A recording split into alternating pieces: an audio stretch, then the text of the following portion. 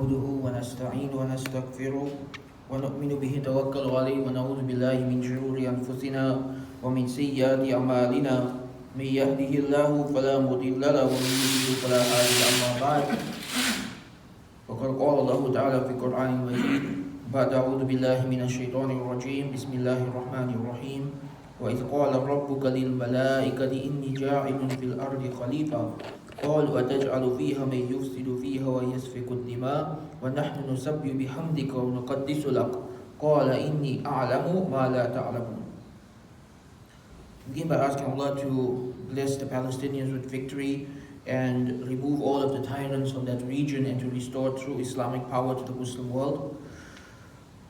One of the questions that reaches us quite often these days from young people, especially when they witness all the atrocities taking place in the Muslim world, specifically in Palestine. The question that comes up over and over again is, why would Allah allow this to happen? Right? And this is an age-old question. This is a question that philosophers have discussed and thought about for centuries. The problem of suffering, the problem of evil. Right? And the question is that if Allah is all-powerful and Allah is He has control over everything, why does He let bad things happen? And alhamdulillah, in our religion, we have not just one, but multiple answers to this question. We actually have multiple answers to this question. And each of them provides solace to different people. Because people are different in what they need to hear. And people are different in what would give them peace. And so we'll find that when it comes to the question of why do bad things happen in this world, Islam actually gives us multiple perspectives. In the verse that we opened with, the verse was about the creation of Adam alayhi salam. Surah Baqarah, chapter number 2, verse number 30, Allah subhanahu wa ta'ala says that when He told the angels that He was going to create the human being, He was going to create humans, the angels asked, why would you create something that has the potential to cause violence and to shed blood and to cause chaos? Why would you create something that has the potential for evil? Right? This is the question of the angels. And Allah subhanahu wa ta'ala simply replied, I know that which you do not know. We can extract multiple lessons from this verse. And really almost every angle to how we address this question can be taken from this verse. From this verse we understand that when Allah subhanahu wa ta'ala told the angels that His creation, the human, will have free will, the angels understood that the consequence of free will is that some humans will use it for evil. So there will be bloodshed, there will be violence, there will be chaos. And Allah's response to this was that He knows best. Allah knows best why He created the human being and why He gave the humans free will. That there is divine wisdom in this that is beyond the understanding of the human being. There is a saying that we just have the pixel, Allah has the picture. Meaning that we don't understand everything about the world around us. We don't understand things like the divine plan, the future, how something bad happening today is going to lead to something good 10, 20, 30, 100 years down the line. We don't see this, we don't understand this. But Allah does. And we need to learn to trust the plan of Allah subhanahu wa ta'ala. And so the first angle from which we address this topic of how do we answer this question of the pain and suffering that human beings go through all over the world is that Allah knows best. We trust the wisdom of Allah. We trust the plan of Allah. Because Allah knows best. And very often what we see as suffering, what we see as a problem, in our lives, specifically in our own lives, very often it is a catalyst for something good in the future. And we looked at this a few weeks ago when we looked at the story of Yusuf alayhi salam, right? That Yusuf alayhi salam, his brothers threw him in a well. He was taken into slavery. He was accused of a crime he did not commit and thrown into prison. But all of that was part of the divine plan to make him a leader in Egypt. He had to go through all of that to get to the top. right? And so every trial that he had to face was part of the divine plan. And we need to look at the trials in our own lives and in the lives of the believers in the same way. That this is part of the divine plan. When we look, for example, at the story of Musa and Khidr, right, in the Quran, in Surah Al-Kahf, which we should recite every Friday. One of the stories mentioned in Surah Al-Kahf was that Khidr, he saw a young boy and he killed him. And Musa alayhi salam became enraged, like, how can you take an innocent life? And Khidr, he was a prophet who had a special revelation from Allah, right? He had a very unique law that he followed, which was Allah would give him revelation to do things that he wouldn't allow others to do. And so when he explained his action to Musa alayhi salam, he said, Allah informed me that this boy was going to grow up to cause hardship to his parents. And Allah wanted to protect his parents from that. So he gave me the command to take that life. Now I'm not saying that you take the same reason applied to any time a child passes away. No, that's not the lesson. That's not the lesson. The lesson isn't that every single child who passes away has the same reason. The lesson is every child that passes away, there is a reason, but the reason will be different. And only Allah knows the reason. Right? And the lesson I wanted to take from this is the parents of that child would spend their whole life traumatized by what happened. They'd spend their whole life treating this as a tragedy, as the worst thing to ever happen to them. Not realizing that through this tragedy, Allah saved them from a greater tragedy. Through this tragedy, Allah saved them from a lot of other pain. And this is something that we can take to our own lives. That all of us have things in our life that didn't go our way. All of us have people that we have lost. We have, opportunities that we have lost. We have things that just completely went away from us. And we need to trust the divine plan, and we need to accept that Allah knows best, and that perhaps Allah is saving us from a greater calamity through a smaller calamity, or perhaps He's preparing us for the road ahead and for something that we need to do in the future. And so the primary method of dealing with the question of evil and the question of suffering is to accept that Allah knows best and to trust the divine plan.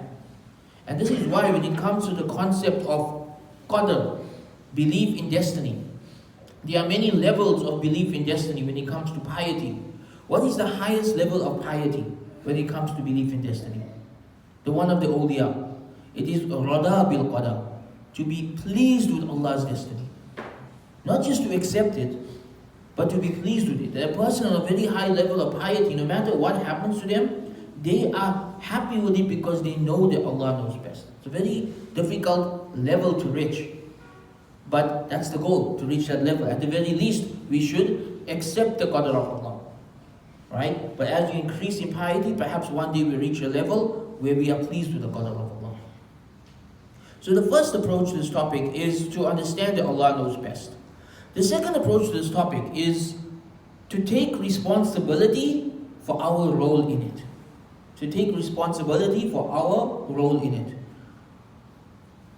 Let me give you a practical example that could happen in someone's life, right?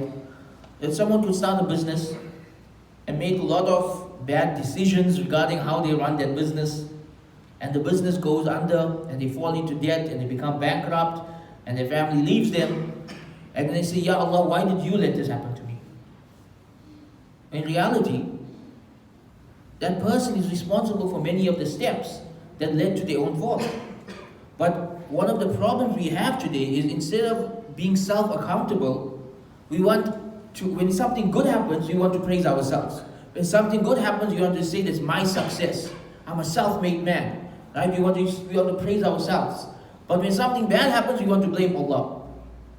In reality, we're supposed to do the opposite. Islamically, we are supposed to do the opposite. When something good happens, we're supposed to say Alhamdulillah.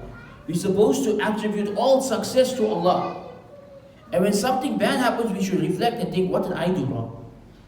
What did I do wrong? Maybe I contributed to this in some way. Right? Maybe I'm at fault in some way. And we see this often, in when you're counseling people, that they have this perception that everything in their lives is somebody else's fault. It's the blame game. Everything wrong with their lives is somebody else's fault. And people's lives only start coming right when they accept that, hold on, a lot of this is my fault. I need to start doing things differently. I need to change. I need to improve. So self-reflection is important, and maybe this may not apply to the global situation for us, right? Because we as South African Muslims don't have as much effect on the global situation as we would like. But for our own personal trials, it is important to have self-accountability. There is a saying that someone said that they will ask God about why there was so much poverty on earth. But in return, God would ask him the same question. He gave you wealth, why didn't you give charity? Why didn't you help the poor? You had the free will, you had the means, He gave it to you. Why didn't you make a difference? And so self-accountability is an important approach. Too often, we want to take all the problems and blame it on someone else. And so some people, that include blaming it on the Creator. We need to be responsible for our own role in our own lives. The third approach to understand why bad things happen is to understand the concept of free will. To understand the concept of free will. I want you to think about this. We all believe that humans have some level of free will, right? We have the ability to choose between good and evil. But if Allah had to stop you every time you chose evil, do you have free will? So this becomes the necessary consequence of the existence of free will. If humans have free will, a natural consequence of that is some humans are going to use their free will for evil. Right?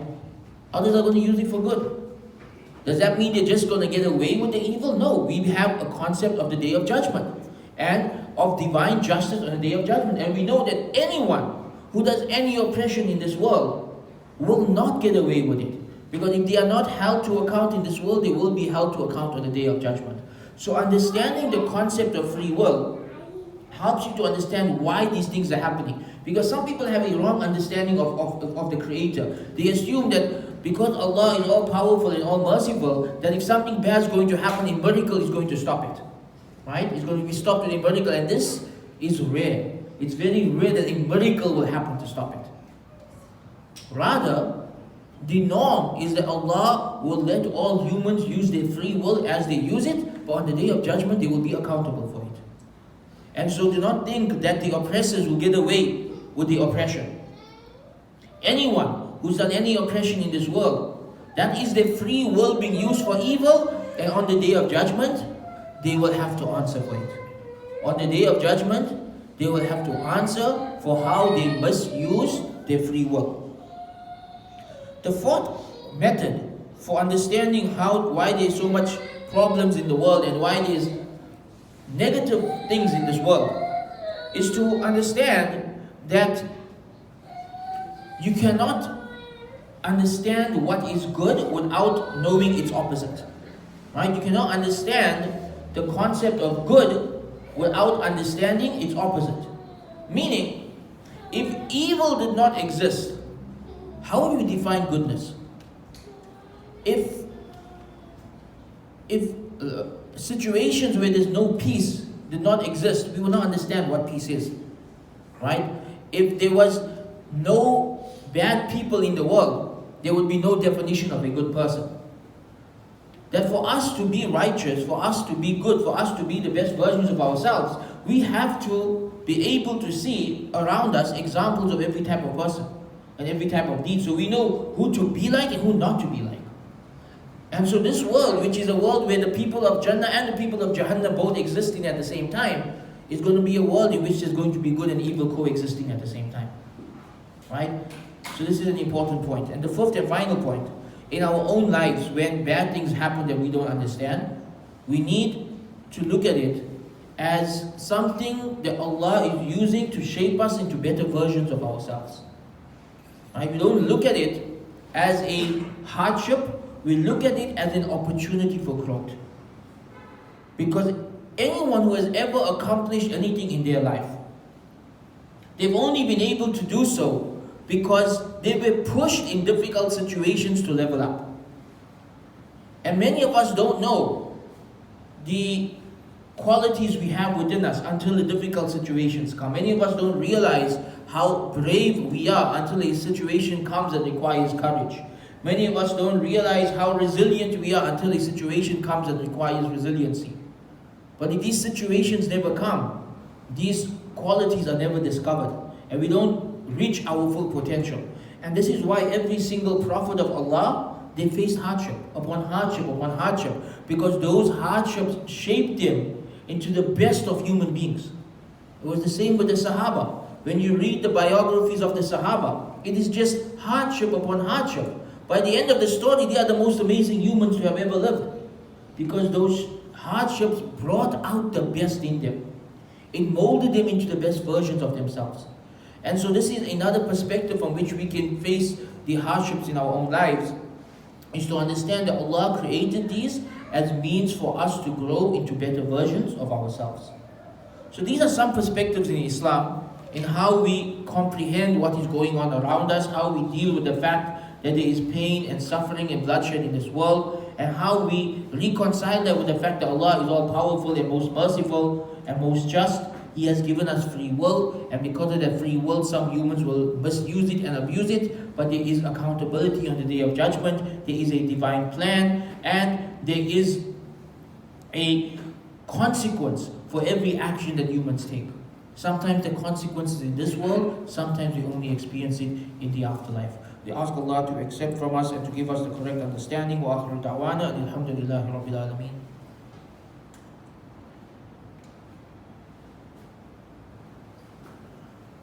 الحمد لله وحده والصلاة والسلام على من لا نبي بعد أما بعد فقد قال الله تعالى في القرآن المجيد بعد أعوذ بالله من الشيطان الرجيم بسم الله الرحمن الرحيم يا أيها الذين آمنوا استعينوا بالصبر والصلاة إن الله مع الصابرين. So what can we do during difficult times? This is the question in everyone's mind. What do we do? Whether you are dealing with your own hardships and suffering and difficulties and trials from Allah, or you're witnessing global trials all over the world that are affecting people, what can you do? Just 4 things that we can do spiritually that will, inshallah, help us to get through these difficult times. Number 1 is to have tawakkul. To have tawakkul. Tawakkul means that you trust Allah's divine plan. We see the examples of tawakkul in the life of Rasulullah sallallahu alaihi wasallam. When he and Abu Bakr were in the cave and the enemies were near looking for them, and Abu Bakr was worried, what if they see us? And Rasulullah sallallahu alaihi wasallam said, don't worry, Allah is with us. And Allah protected them. This is tawakkul. This is something you need to have in difficult times. Trust Allah's plan. Allah knows best. Allah knows best that sometimes the bad things that happen are necessary for something good that's going to come down the line. You know, if they weren't the Crusades, there wouldn't have been a Salahuddin Ayyubi. Right? The bad had to lead to the good. One produced the other. That's all part of Allah's divine plan. Number 2 is to have sabr. Allah tells us in the Quran, seek assistance through salah and sabr. And in the hadith, the Prophet ﷺ told us that the life of the believer is amazing. Everything that happens is good for him. Because when things go his way and he is grateful, that is good for him. And when things are against him and he has sabr, that is good for him. And so the concept of sabr has many meanings. We've discussed this in the past. It means, in some cases, to persevere. It means to be persistent. It means to be resilient. Sometimes it means to just be patient. You know, for example, if someone's in prison unjustly and it's going to be another 6 months before they get another hearing, the only sabr they can do there is to be patient, to sit and wait and have tawakkul and make dua. There's nothing physically that you can do. Right? Sometimes that's the case. Sometimes you're in a situation where there's nothing you can do but wait. And that's where the patience has to come in, where you sit and you wait for Allah's help to come. But most of the time there's something you can do. And taking the means to do what you can is part of sabr. And it's part of tawakkul. Right? Sabr and tawakkul is not just that you sit back and you do nothing and you just trust Allah's plan and you be patient. No, you do that when there is nothing that you can do. But as long as there is something that you can do, then doing it is part of sabr. Doing it is part of sabr. Number 3, when dealing with difficulties and tragedies and hardships, always look at things from an afterlife perspective. Look at it from the akhirah perspective. For example, a lot of Muslim children were martyred. From an akhirah perspective, a lot of Muslim children have entered Jannah without having to deal with the test of this life. without ever having to commit a sin, straight to Jannah. That's the afterlife perspective. Muslim man has been murdered, right? The akhirah perspective, Allah has granted him shahada, inshallah. And he will be sinless, all his sins will be forgiven, and this is good for him. Whatever happens, look at it from an akhirah perspective. And we see this, both of the sabr and the akhirah perspective in the story of the family of Yasir. That when they were being tortured by Abu Jahl and the Muslims were powerless to do anything to help them, what was the advice of Rasulullah sallallahu alaihi wasallam? He said, be patient, O family of Yasir, because your destiny is Jannah. Sabr and akhirah. That was the focus, sabr and akhirah. And when you put everything into an akhirah perspective, then any problem of this world becomes manageable. Any problem of this world becomes manageable when your focus is Jannah. And we have the famous hadith where the Prophet ﷺ said that there are some people in this world whose lives will be nothing but trial. They will just face trial upon trial upon trial. And one of those people will be dipped into paradise for 1 second, and they will forget that they ever experienced hardship. They will forget the concept of hardship even existed. And that's just 1 second in paradise. Completely erase any hardship you have been through in this world. So when going through difficulty, focus on Jannah. Focus on the afterlife. Focus on the akhirah perspective, and that makes things easier to digest and easier to handle. And we see this also in the Battle of Uhud. The Battle of Uhud is the one battle where the army of Rasulullah faced some kind of a military setback. By the end, when the enemies were boasting, what did Umar radiallahu anhu tell them? The enemies were boasting, you killed some of our people, we killed some of your people. And Umar radiallahu anhu said, but your dead are in the hellfire, our dead are in paradise. Again, keeping things focused on the afterlife. Finally, the fourth and final thing we can do during difficult times is whatever is within your power, try to change it. Try to make a difference with whatever is within your control. If something's out of your control, tawakkul, sabr, dua, if something's within your control, try to make a difference. The Prophet ﷺ said, whoever can change an evil physically should do so. If you're unable to do so, speak out against it. If you're unable to speak out against it and hate it in your heart, and that's the lowest level of iman. Now, changing what's going on in Palestine physically, a government has to do that. Really, the Muslim governments have to step up. It's their job to do it physically. We can't do anything about it physically. But we can speak out. We can speak out against the propaganda, against the lies. We can't explain the truth. We can explain to people the history. We can show people what's really going on. We can speak out. And that is part of the command in this hadith, that if you are able to, speak. So let us do what we can. Whether it's for this situation or anything else, don't look at what's outside of your control. Look at what is within your control and focus on doing that. And Allah will accept your efforts. Even if no dunya result comes out of an effort, Allah will accept your efforts. We end with dua. We ask Allah to grant victory to the people of Palestine. We ask Allah to remove the suffering of any Muslims in the world who are being mistreated and oppressed. We ask Allah to remove this political weakness that has taken over the Ummah over the past 100 years, and to restore the Khilafat, and to restore Islamic rule and justice and peace and righteous leadership to the Muslim world. ربنا آتنا في الدنيا حسنة وفي الآخرة حسنة وقنا عذاب النار ربنا هب لنا من أزواجنا وذرياتنا قرة أعين واجعلنا للمتقين إماما سبحان ربك رب العزة عما يصفون وسلام على المرسلين والحمد لله رب العالمين.